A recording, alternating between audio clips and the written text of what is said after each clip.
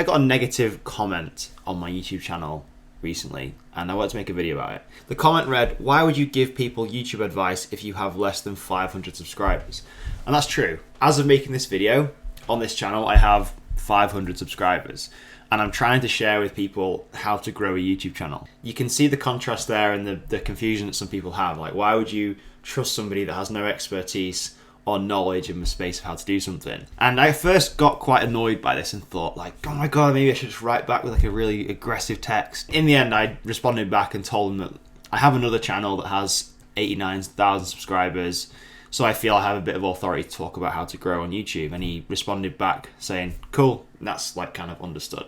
So I want to talk a little bit about subscribers, growth of a YouTube channel, like what you can expect. Because I think a lot of people misunderstand this. Subscriber growth isn't the be all and end all metric of YouTube. Like me having 500 subscribers now watching this, it doesn't dictate success or decline of a channel. Now, I've been making YouTube videos for probably like the last 10 years. I actually started making videos when I was back in high school, and I didn't even realize like I had a knack for making videos. I was just making videos because that's what I enjoy expressing myself doing. Making videos, sharing them with people, getting their feedback, and then making more and documenting progress and making cool videos of my adventures. And my other channel, Wolfpack Adventures, has been like a journey of mountain biking, the progression of my girlfriend on a bike. We've done all sorts together on it. And it's grown exponentially in the last few years. But the growth hasn't actually been like super linear. It's been really, really almost like a hockey stick. So it's been really slow growth, and then the last year it's just spiked. This also goes to show that you should never just look at subscribers as the one metric to what success is. It's also worth pointing out as well that these two different channels are on two completely different subjects. One is like an entertainment-based channel, sharing travel videos, adventure videos, and this channel is more about sharing educational, informative videos on how to grow on social media and on YouTube as well. It's a completely different audience base. It doesn't just translate over, so I couldn't just put a post on my Wolfpack Adventures channel and say, hey, I'm making videos now over on this channel about how to grow on social media. Sure, it would attract some attention and people to come over, but I'm actually starting from ground zero again and building up a completely brand new audience of people who want to learn about how to grow an audience online in the digital age that we live in. Because I strongly believe that building an audience and understanding how to get eyeballs on your content, whether it's written, video, audio with a podcast, is one of the highest value assets you can own right now. Having an audience and eyeballs on what you're doing is so valuable if you understand how to grow the audience and then understand what to do with that audience. 500 subscribers as well, and receiving seemingly negative comments like that can actually discourage people as well from starting. Because I know there's a lot of people that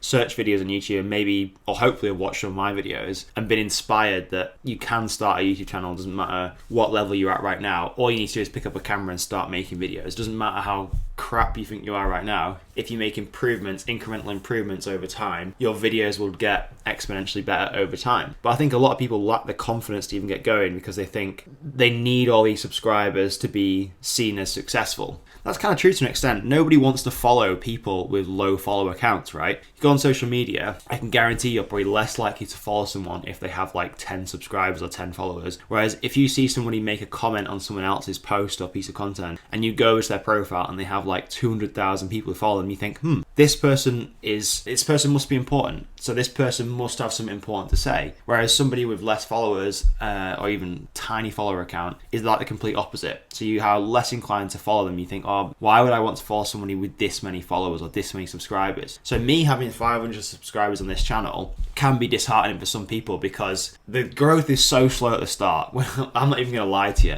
Sure, you can blow up and go viral in a few videos, but for most people, the growth is super linear. It's super slow to start because YouTube doesn't know who you are, what content you create, and who it's best to serve that content to. So you have to keep making videos so YouTube, the algorithm, understands what content you are creating and who your audience is so they can marry the two together. And you only reach that point after making so many videos. And for me, Wolfpack Adventures, it's been like a 5 or 6 year long journey of figuring out my audience and then going kind of all in on the types of content that they want to see. Because I was very selfish when I first started on Wolfpack Adventures. I just created content that I wanted to create. And that can work for people. But at some point you have to also recognize that you're creating value for other people who are on YouTube. So therefore you have to understand to an extent what they want to see, so then you can create content that keeps them coming back. It also grows your channel in terms of subscribers, ad revenue, views, everything.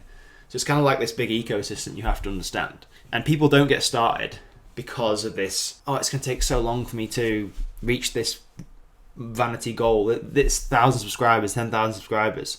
So they never get going to start with. That's one camp of person. Or another camp of person would start on YouTube because they've seen the growth that somebody else has had and think, oh, I can grow super fast like them. And that people don't really see what went into an overnight success. They don't see that an overnight success is actually probably years in the making. And it just so happens overnight someone's popped off and now on the radar of people.